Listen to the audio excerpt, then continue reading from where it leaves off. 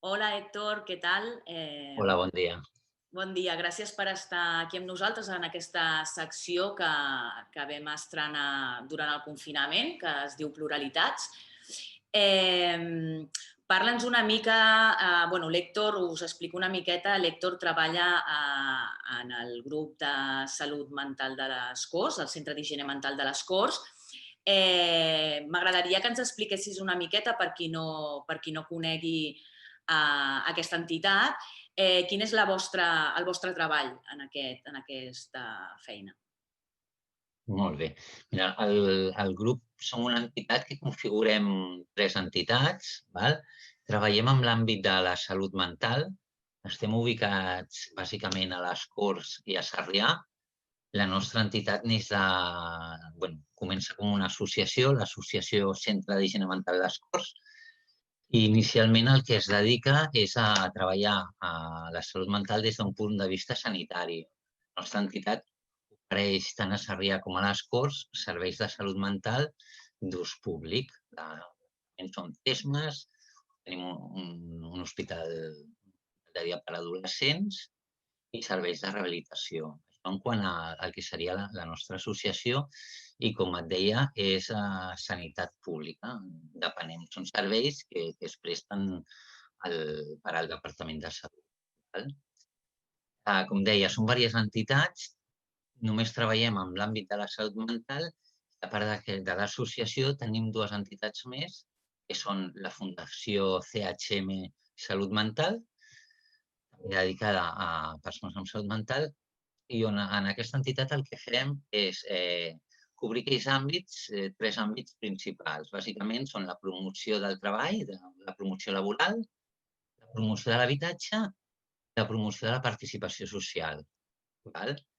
Ja sigui amb serveis com el Club Social, que és un recurs de lleure per persones amb salut mental, amb l'àrea d'inserció laboral, que el que fem és poder ajudar les persones a que aconsegueixin feina i es formin, o des de l'àrea d'habitatge en gestionem una residència aquí a les Corts i tenim també un parell de pisos assistits a Sarrià i alguns altres pisos per Barcelona, perquè la gent visqui de manera autònoma. I la part de la participació social, ja et deia, és el club social i tot tipus d'activitats que el que fomentem és la inclusió social de les persones amb alguna experiència de malaltia mental o amb algun tipus de trastorn. Per acabar així de presentar una mica l'entitat, tenim una tercera entitat que és el CIL, que és Associació Les Corts per la inserció laboral, i el que fem i el que és això és una empresa especial de treball.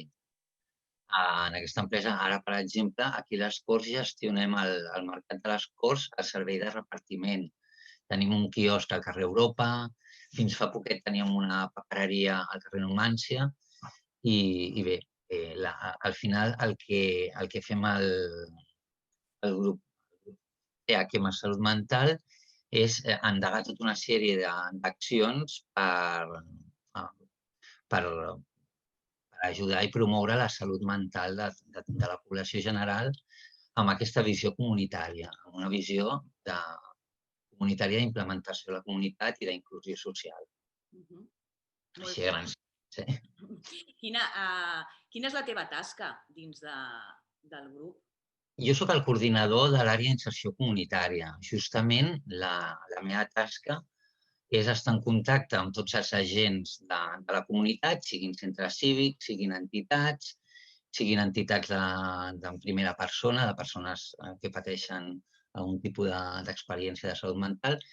I la meva tasca bàsicament és promoure la inclusió social i la participació comunitària de les persones. Al final el que pretenem des de l'àrea d'inserció comunitària és que les persones que pateixen algun tipus de trastorn mental puguin exercir el seu dret de ciutadania igual que tothom.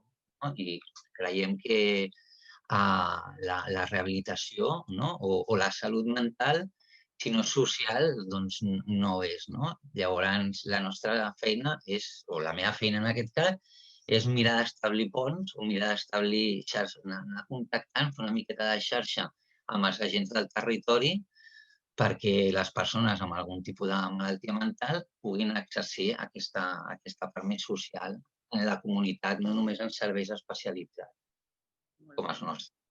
molt bé. I ara m'agradaria saber, donats en la situació que estem i que ja portem un temps, és un col·lectiu que m'agradaria saber que m'expliquessis. Sabem tots a nivell personal, no?, com ens ha afectat tot aquest tema de la pandèmia, no? Però potser és un col·lectiu més sensible a aquesta situació. M'agradaria que em poguessis explicar com heu viscut també, com ha estat. Jo no sé si el dia 13 també doncs, veu haver de tancar, si realment quines accions veu poder fer presencialment, si veu poder fer alguna cosa o no. Explica'm una miqueta així com va anar.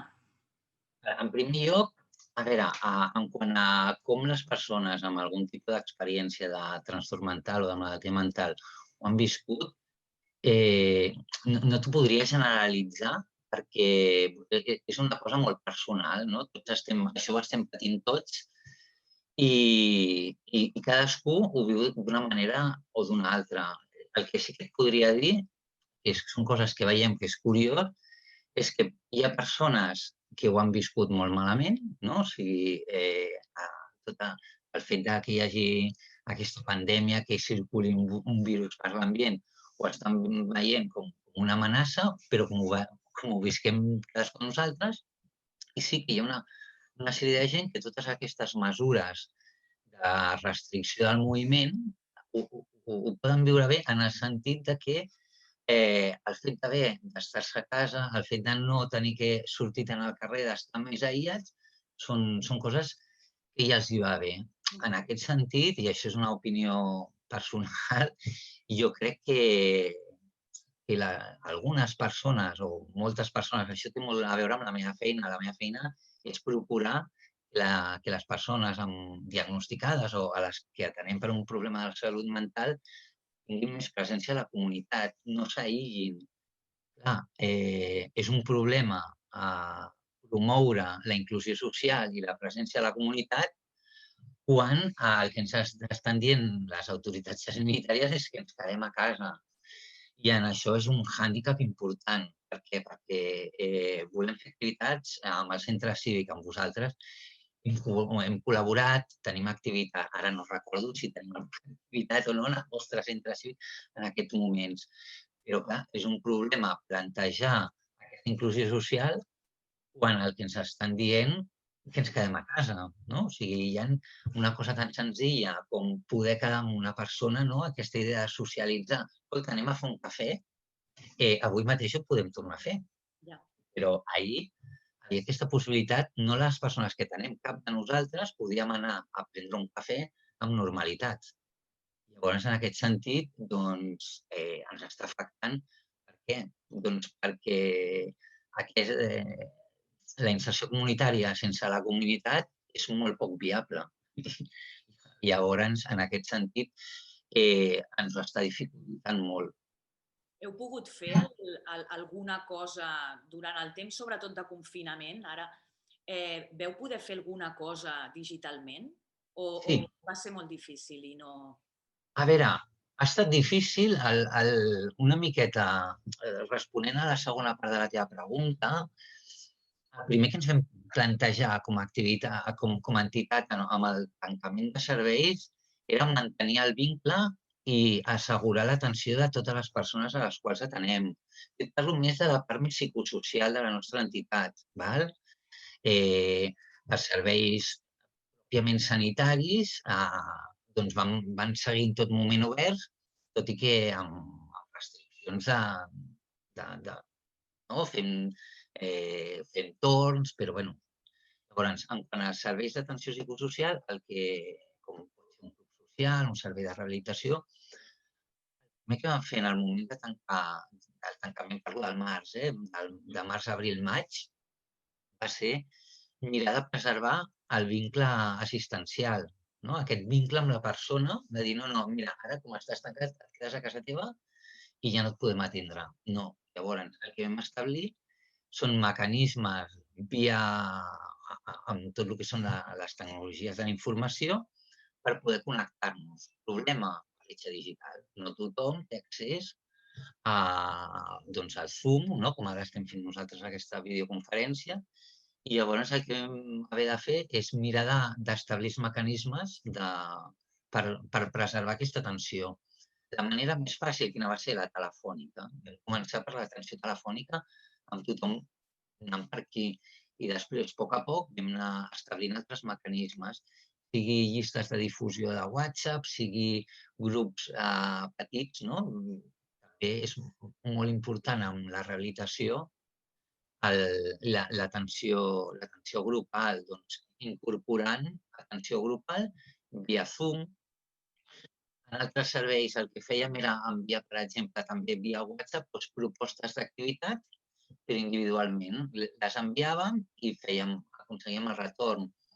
O via quaderns, fèiem uns quaderns setmanalment o quinzenalment, depèn del servei, s'enviava per via correu electrònic o via mail, o via WhatsApp, tots uns quaderns on es proposaven activitats i a la gent que no tenia accés a ordinadors o a smartphones, inclús s'imprimien i, inclús hem tingut que enviar per correu. O sigui, imprimíem les activitats i les enviàvem per correu.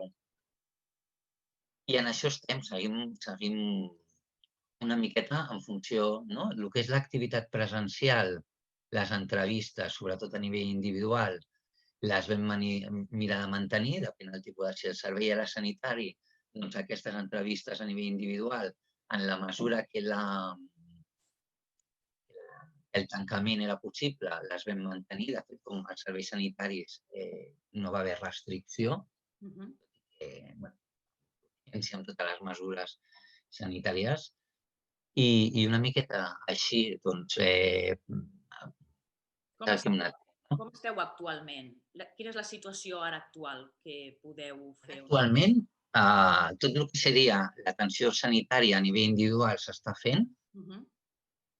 A nivell individual no hem deixat de fer entrevistes individuals. Tot el que és l'atenció presencial i individual la continuem fent amb menor intensitat, perquè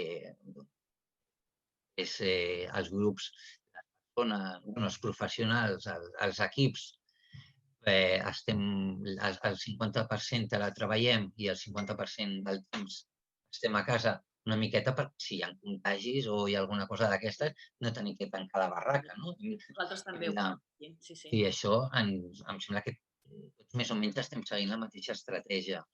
I llavors, clar, això fa que l'atenció presencial hagi disminuït en quant a les possibilitats de poder-la fer. A nivell grupal estem tirant bastant de videoconferències i sí que en alguns casos estem començant a fer petits grups. Sempre són grups de màxim 5 persones i en funció del local. En un local on tenim sales petites no fem activitat grupal. Llavors, si tenim algun local amb sales aquestes molt diàfanes, molt grans, que es puguin ventilar, llavors fem activitats amb 2, 3, 4 persones només. I ara tot just estem començant a fer o a plantejar fer sortides, per exemple, al club social, activitats lúdiques, doncs començarem a fer activitat grupal, però a l'aire lliure. I sí que en algun cas, doncs, però molt concrets, que hem valorat que era necessari que les persones es poguessin trobar, teníem espais segurs, doncs fèiem trobades, però ja et dic, 2, 3 persones màxim. I heu notat durant aquest temps, no sé, sé que treballeu diferents àrees, però heu notat que durant aquest temps ha afectat a la rehabilitació d'aquestes persones? Ha ralentit potser els seus hàbits i això fa que... M'explico el que et vull dir? És el que et vull dir? Això, com et deia abans, va una miqueta en funció de la persona. Sona de com ho hagi viscut, no? Imagino, de com ho hagi patit, suposo. Sí. Sí que el que veiem és... Sí que hi haurà persones que... I també totes les conseqüències, així com a nivell pròpiament mèdic de la malaltia, les conseqüències de la Covid són immediates, no? O sigui, pots ser asimptomàtic o pots desenvolupar la malaltia fins a l'extrem de tenir que anar ingressat.